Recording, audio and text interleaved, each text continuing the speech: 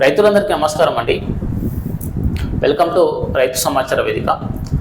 మిరప మొక్కలు నాటుతున్న రైతన్న ఒకసారి మనము ఈ వీడియోలో అయితే పూర్తిగా మాట్లాడుకుందాము. ఏంటంటే మనకు అన్ని రకాల చీడపీడలను తట్టుకొని, అన్ని రకాల తెగులను తట్టుకొని, మనకు వైరస్ సమస్యను కానీ, అదేవిధంగా విల్టు సమస్య కానివ్వండి, సో అన్నింటినీ తట్టుకొని మొక్క బలంగా ఎదగడానికి, మొక్క యొక్క రెసిస్టెన్సీ పవర్ పెంచుకోవడానికి, రోగ నిరోధక శక్తి పెంచుకోవడానికి మనం ఎటువంటి ఎరువులు వేసుకోవాలి? మొక్కలు నాటే ముందు మనము మిరప మొక్కలు మన ప్రధాన పొలంలో నాటే ముందు ఎటువంటి ఎరువులు వేసుకోవాలి, ఎటువంటి యాజమాన్య పద్ధతులు పాటించాలి, ఈ టైంలో మనం దీని జాగ్రత్తలు తీసుకోవాలి. తర్వాత మనం ఎంత తీసుకున్నా కూడా వేస్ట్ అండి. మనకు తర్వాత విల్టు సమస్య వస్తుంది, వెరుకులు సమస్య అనమాట, తెగుల సమస్య వస్తుంది. అదేవిధంగా మనకు ఈ అన్ని రకాల చీడపీడలు కావచ్చు, తామర పురుగు కావచ్చు, నల్లి కావచ్చు, సో వీటి అటాక్ కూడా ఉంటుంది. సో వాటిని కూడా తట్టుకోవాలి. అన్ని రకాలుగా మన మొక్క అన్నిటినీ తట్టుకొని బలంగా ఎదగాలంటే మనం ఎటువంటి యజమాని పద్ధతులు పాటించాలనేది చాలా కీలకం. ఏ పంటనైనా సరే మనకు ఎరువుల యాజమాన్యం అనేది చాలా కీలకం అండి. సో దాన్ని మనము కట్టుగా మెయింటైన్ చేస్తే మనం అన్ని రకాల చీడపీడలను తట్టుకొని, అన్ని రకాల తెగులను తట్టుకొని మొక్క బలంగా ఎదుగుతుంది. మనకు అధిక దిగుబడి రావడానికి అయితే ఛాన్సెస్ ఉంటుంది. తర్వాత మీరు విల్టు వచ్చిందని, వేరుకులు వచ్చిందని, వైరస్ వస్తుందని, మొక్కలు తెగుల సమస్య ఎక్కువ వస్తుందని మీరు అవి డ్రించింగ్ చేయడం, అవి వేసుకో అని చాలామంది రైతులు చెప్తారు. మీరు అవన్నీ వేస్ట్ తర్వాత వేయడం, మన పెట్టుబడి అనేది గణనీయంగా పెరుగుతుంది, కానీ దిగుబడి అనేది చాలా తగ్గుతుంది అండి. తర్వాత మనం చేయాల్సిన కంటే ఇప్పుడే మనము నేలను ఏ విధంగా తయారు చేసుకోవాలనేది మనం మాట్లాడుకుందాం. సో మొక్కలు నాటే ముందు తప్పకుండా ఈ విధంగా మీరు పాటించండి. అప్పుడే మనకు దిగుబడి రావడానికి అయితే అవకాశం ఉంటుంది. మన నేల కూడా బాగుంటుంది, మన పంట దిగుబడి కూడా బాగుంటుంది. తప్పకుండా ఒకసారి వీడియో చూద్దాము. మన ఛానల్ని కొత్తగా ఎవరైతే చూస్తున్నారో తప్పకుండా సబ్స్క్రైబ్ చేసి లైక్ చేయండి ఫ్రెండ్స్. అదేవిధంగా తోటి రైతులు కూడా షేర్ చేయండి. ఇప్పుడు దాదాపు చాలామంది రైతులు అయితే మిరప మొక్కలు నాటడానికి అయితే రెడీగా ఉన్నారు. వర్షాల కోసమే ఎక్కువ మంది అయితే వెయిట్ చేస్తున్నారు. ఎందుకంటే వర్షాలు ఎక్కువగా రావట్లేదు, పడ్డ చోట పడుతున్నాయి, ఎండలు అయితే బీభత్సంగా పడుతున్నాయి. సో మనము వర్షాల కోసం చాలామంది రైతులు అయితే వెయిట్ చేస్తున్నారు అనమాట. సో మనము మిరప మొక్కలు దాదాపు మన నారుమడి నుంచి ఒక 40 రోజుల తర్వాత అయితే నాటుకోవడానికి ట్రై చేయండి. 40 రోజుల లోపు అయితే నాటుకోకండి. కొంచెం మొక్క యొక్క కాండం బలంగా వచ్చే విధంగా ఒక 40 రోజుల వరకు అయితే మీరు ఆగండి. తర్వాతనే మనం ప్రధాన పొలంలో మొక్కలను అయితే నాటుకోవాలి. సో 40 రోజుల తర్వాత మనం మొక్కలు నాటుకుంటాము. సో మన నేలను ఏ విధంగా తయారు చేసుకున్నారు ఒకసారి మాట్లాడుకుందాం. తప్పకుండా మీరు మిరప మొక్కలు నాటే ముందు ఎటువంటి ఎరువులు వేసుకోవాలి?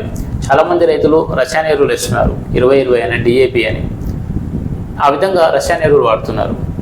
సో మనం అధిక మోతాదులో రసాయన ఎరువులు వాడి మన నేల సారం తగ్గిపోయింది, కర్బన శాతం తగ్గిపోయింది. నేల సారవంతం ఉంటేనే మనకు మొక్క బలంగా ఎదుగుతుంది, అన్ని రకాల పోషకాలు భూమి నుంచి మొక్క తీసుకుంటుంది, అన్ని రకాలుగా మనము చీడపీడలు కానివ్వండి, తెగులను కానీ తట్టుకుంటుంది. సో మనము నేల సారవంతం పెంచుకోవడానికి, నేలలో కర్బన శాతం పెంచుకోవడానికి మనం ఎటువంటి ఎరువులు వేసుకోవాలి? మనకు సేంద్రియ ఎరువులు మనము ప్రతి ఒక్క రైతులు ఈ రసాయన ఎరువుల కంటే సేంద్రియ ఎరువులు ఎక్కువగా వాడండి. ఎందుకంటే రాను మన నేల దెబ్బతింటుంది, ఎందుకంటే రసాయన ఎరువులు ఎక్కువగా వాడడం వల్ల. సో ఎటువంటి సేంద్రియ ఎరువులు వేసుకోవాలి? ప్రధానంగా మనం మిరప మొక్కలు నాటే ముందు తప్పకుండా మీరు వేపపిండి వేసుకోండి. మనకు సేంద్రియ ఎరువుల్లో అధిక శాతం పోషకాలు కలిగినటువంటి ఎరువు ఏదంటే వేపపిండి. వేపపిండిలో కూడా మనకు చాలా రకాలు ఉంటుంది. మనకు గ్రోమర్లో 100% ప్యూరిటీతో మనకు వేపపిండి కలిగి ఉంటుంది. ఆయిల్ తీయనిది, చాలా ఎక్సలెంట్ ప్రొడక్టు. మనకు ఒక బ్యాగ్ వచ్చేసి 1300 రూపాయలు కలిగి ఉంటుంది. మన ఎకరానికి వచ్చేసి ఒక 2 బ్యాగులు వేసుకోవాలి వేపపిండి. మనకు అధిక శాతం పోషకాలు కలిగినటువంటి ఎరువు ఏదంటే మనకు వేపపిండి. వేపపిండి వేసుకుంటే ఉపయోగాలు ఏంటి? వేపపిండిలో మనకు నత్రజని కలిగి ఉంటుంది. 50 నుంచి దాదాపు 50 కేజీల పైనే కలిగి ఉంటుంది ఒక బస్తాకి. సో మనకు నత్రజని కలిగి ఉంటుంది, భాస్వరం కలిగి ఉంటుంది, పొటాషియం కలిగి ఉంటుంది. సో ఇవి మనము భూమిలో మనం మొక్క నాటే ముందు వేసుకుంటే ఏంటంటే మనకు మొక్క యొక్క వేరు వ్యవస్థ అనేది దృఢంగా బలపరుచుకుంటుంది. మొక్క ఏపుగా పెరుగుతుంది.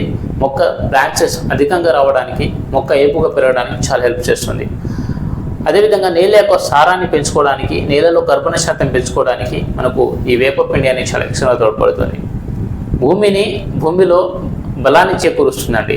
మొక్క బలంగా ఎదగడానికి భూమిలో బలాన్ని చేకూరుస్తుంది. మొక్క వేరు వ్యవస్థ బాగా డెవలప్ చేస్తుంది. మొక్క ఏపుగా గ్రీనీస్గా మంచి బ్రాంచెస్తో పెరగడానికి మనకు వేపపిండి అనేది చాలా ఎక్స్ట్రా తోడ్పడుతుంది. భూమి మనకు నేలలో ఉన్నటువంటి విల్టుకు సంబంధించి నూలి పురుగులు కానివ్వండి, చేద పురుగులు కానివ్వండి, వీటిని మొక్క వేరు వ్యవస్థకి దరిచేయకుండా వాటిని నివారిస్తుంది. ఎందుకంటే ఆ చేదు అంత ఎక్కువ ఉంటుంది కాబట్టి వేపపిండిలో మనకు వాటిని నివారించడానికి ఇది చాలా ఎక్స్ట్రా తోడ్పడుతుంది. సో రసాయన ఎరువుల కంటే మనకు ఈ సేంద్రియ ఎరువులు వేసుకుంటే మనకు నేల బాగుంటుంది, మన పంట దిగుబడి కూడా బాగా వస్తుంది. అందుకే తప్పకుండా మీరు మొక్కలు నాటే ముందు తప్పకుండా వేపపిండి వేసుకోవాలి. ఎకరానికి వచ్చేసి మీరు 2 బ్యాగులు వేసుకుంటే సరిపోతుంది. ఈ వేపపిండి అనేది మనము మొక్కలు నాటే ముందు గుంటలు ఉంటాయి కదా, సో ఆ గుంటల్లో కొంచెం కొంచెం వేసుకొని మొక్కలు నాటుకోవచ్చు. లేకుంటే మనం అంచుతోలే ముందే మనము ఏదైతే వేస్తున్నామో ప్రధాన పొలము, ఆ పొలం మొత్తాన్ని చల్లుకొని మనము అంచు తీసి కలియ చేసి అంచు తీసి మనం మొక్కలు నాటుకోవచ్చు. సో ఈ 2 పద్ధతులు కూడా వాడుకోవచ్చు. మొక్కలు మనము వేపపిండి వేసుకున్న వెంటనే మొక్కలు నాటుకోవచ్చు, ఎటువంటి ప్రాబ్లం అయితే ఉండదు. ఓకేనా. వేపపిండి వల్ల మనకు ఈ విధంగా మనకు బెనిఫిట్స్ ఉంటాయి. సో తప్పకుండా నేను రికమెండ్ చేసేది ఏంటంటే మొక్కలు నాటే ముందు తప్పకుండా మీరు వేపపిండి వేసుకోవాలి అనమాట. సో దీంతో పాటు మీరు ఏదైనా రసాయన ఎరువులు వేసుకోవాలనుకుంటే ఒక సగం బస్తా, అరకట్ట మాత్రం వేసుకోవాలి. ఎకరానికి వచ్చేసి ఒక అరకట్ట. నేను రసాయన ఎరువులు ఎక్కువ మోతాదులో వాడనివ్వను. రసాయన ఎరువులు వాడడం వల్లే మనకు ఈ ప్రాబ్లమ్స్ వస్తున్నాయి, అది మీకు తెలియదు. ఈ తెగుళ్ళ సమస్య ఎందుకు వస్తుంది, అదేవిధంగా మనకు దిగుబడి ఎందుకు రావట్లేదు, మనం విపరీతంగా మందులు ఎందుకు స్ప్రే చేస్తున్నాం. సో ఒకసారి మీరు ఆలోచించండి. ఎందుకంటే మేము రసాయన ఎరువులు ఎక్కువగా వాడే నేల సారాన్ని కోల్పోయాము. నేలలో ఎటువంటి కర్బన శాతం లేదు, రసాయన ఎరువులు లేవు. ఓన్లీ ఫెర్టిలైజర్ వాడి నేల మొత్తం చౌడు పారిపోయింది. సో మొక్కకి కావాల్సిన పోషకాలు నేల నుంచి అందట్లేదు. అందుకే మొక్క బలంగా ఎదగట్లేదు, అన్ని రకాల ప్రాబ్లమ్స్ వస్తున్నాయి మనకు, అది మీరు గమనించాలి. సో తప్పకుండా మీకు ఏది అవైలబుల్ ఉందో సేంద్రియ ఎరువులు అవే వాడండి. ఇంకో ప్రధాన విషయం ఏం చెప్పనా, మీరు ఆవుపేడ ఉంది కదా, సో ఆవుపేడ వల్లనే మనకు ఈ విల్టు సమస్య వస్తుంది. మీరు నమ్ముతారా? మనకు ఆవుపేడ వల్లనే మనకు భూమిలో పురుగు శాతం పెరుగుతుంది. మనకు విల్టు సమస్యకు సంబంధించి చేత పురుగులు కానీ నూలి పురుగులు ఉంటాయి. సో అవి ఎలా తయారవుతున్నాయి అంటే మనం వేసే ఆవుపేడ వల్ల. సో ఆవుపేడ వేస్తే మంచిది కదని అంటారు. సో ఎటువంటి ఆవుపేడ వేసుకోవాలి అది కూడా చెప్తాను. చాలామంది రైతులు మనకు పురాతన కాలంలో ఏంటంటే మనకు ఆవుపేడ కానీ బర్రెపేడ కానీ వీటిని ఏంటంటే గుంతలు తవ్వి ఆ గుంతలు వేసేవాళ్ళు. అదేంటంటే ఆ సంవత్సరం మొత్తము కుళ్ళిపోయి మంచిగా ఎరువుగా తయారవుతుంది. కానీ ఇప్పుడు అట్లా లేదు, రోడ్ల మీద వేస్తున్నారు. అది మొత్తం ఎండిపోయిన పెడ్డలే ఉంటున్నాయి. సో వాటిలో ఏంటంటే ఈ పురుగు శాతం పెరుగుతుంది. ఈ పురుగు ఎక్కడి నుంచి వస్తుందంటే ఆ మరి రోడ్లపైన వేస్తున్నారు కదా, బయట అంటే సారవంతమైన నేల మీద పెంట వేస్తున్నారు కదా, అది ఏంటంటే ఈ కుళ్ళకుండా మనం ఎట్లా వేస్తున్నాం అట్లనే ఎండిపోతాయి. అందులో ఏంటంటే ఈ చేద పురుగులు నూలి పురుగులు తయారవుతున్నాయి. సో అవి నీళ్ళలో కరవడం వల్ల ఈ తర్వాత మన మొక్కలు నాటిన తర్వాత వేరియస్ను డ్యామేజ్ చేస్తున్నాయి. ఆ విధంగా మనకు ఈ ప్రాబ్లం అయితే వస్తుంది. మీకు ఆ విషయం అర్థం కావట్లేదు. మీరు ఎప్పుడైనా సరే మన పశువుల ఎరువును ఎప్పుడైనా సరే గుంతలు తవ్వి ఆ గుంతలు వేసుకోవాలి. ఆ గుంతలు వేసుకుంటేనే ఆ సంవత్సరం మొత్తం కుళ్ళిపోయి మనకు ఎరువుగా తయారవుతుంది. సో ఆ విధంగా అది ఉపయోగకరంగా మనకు నేలకి ఉపయోగకరంగా సహాయపడుతుంది. కానీ మీరు ఈ రోడ్ల పైన వేస్తారు కదా, ఆ ఎండిపోయిన పేడ మనకు దేనికి పనికిరాదు. ఇది మన నేలలో ఈ పురుగు శాతాన్ని పెంచుతుంది, మనకు అనేక రకమైన సమస్యలు కూడా కలిగిస్తుంది. సో తప్పకుండా మీరు ఏ సంవత్సరమైనా మీరు పశువుల ఎరువు వేసుకునే ప్లేస్ని మాత్రం గుంత తవ్వి గుంతలు వేసుకోండి. ఆ విధంగా వేసుకుంటే మనకు ఎరువు అనేది తయారవుతుంది. సో ఇది గమనించండి. సో తప్పకుండా మీరు మిరప మొక్కలు నాటే ముందు ఈ విధంగా వేపపిండి వేసుకోండి. మీరు వేసుకునే ఎరువులని ఈ విధంగా తయారు చేసుకోండి. సో దాని తర్వాత వచ్చేసి మనము ఒక 7-8 రోజులకి అయితే మొదటి స్ప్రే చేసుకోవాలి. ఒక వారం తర్వాత అయితే మనం మొదటి స్ప్రే చేసుకుంటాము. మొదటి స్ప్రే ఏం చేసుకోవాలంటే ఆల్రెడీ నేను చెప్పాను. మొదటి 5 స్ప్రేల గురించి ఆల్రెడీ మాట్లాడుకున్నాము. మొదటి స్ప్రే వచ్చేసి మోనోక్రోటోపాస్, ఇంకోటి వచ్చేసి ఎస్పేట్ లేకుంటే ఈ ప్లేస్లో సల్ఫర్ కూడా యూజ్ చేయవచ్చు, మట్టి సల్ఫర్. మన వర్షాలు ఎక్కువగా ఉన్నాయి. సో వర్షాలు ఎక్కువగా ఉంటే మనకు తప్పకుండా సల్ఫర్ యూజ్ చేయండి. లేదు అనుకుంటే ఎస్పేట్ యూజ్ చేయండి. మోనో ఎస్పేట్ లేకుంటే మోనో సల్ఫర్, ఈ 2 కాంబినేషన్లు మొదటి స్ప్రే చేయండి. 8 రోజులకు ఒకసారి స్ప్రే చేసుకుంటే సరిపోతుంది. ఎక్కువగా మీరు బయో మందులు అయితే యూజ్ చేయకండి. బయో మందుల వల్ల మనకు చాలా ఎఫెక్ట్ అయితే కలుగుతుంది. తప్పకుండా మీరు ఫెర్టిలైజర్ ఈ కెమికల్ మందులు యూజ్ చేయండి.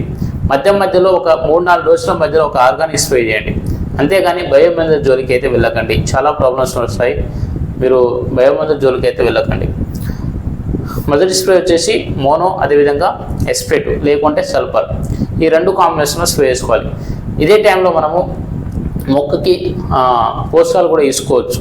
చాలామంది రైతులు న్యూట్రియన్స్ ఇస్తారు, ఎన్పికే ఇస్తారు. ఎన్పికే వచ్చేసి ఏంటంటే డిఏపి వేసుకోవాలి. ఎకరానికి వచ్చేసి మీరు ఒక అరకట్ట వేసుకుంటే సరిపోతుంది. ఎకరానికి వచ్చేసి అరకట్ట, ఎక్కువ వేయద్దు, కొంచెం వేసుకుంటే సరిపోతుంది. డిఏపి ఒక అరకట్ట చాలు ఎకరానికి, ఎక్కువ వేయకండి.